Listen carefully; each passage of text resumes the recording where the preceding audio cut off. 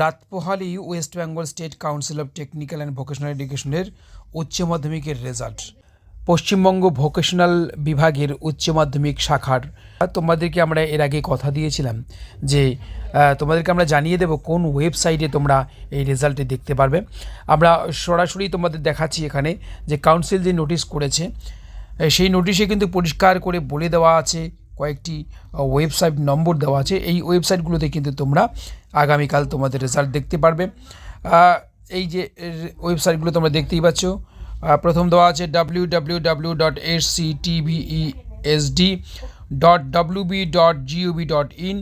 2 নম্বরে দেওয়া আছে www.westbengalresult.nic.in। 3 নম্বরে দেওয়া আছে www.exametc.com। 4 নম্বরে দেওয়া আছে www.indiaresults.com।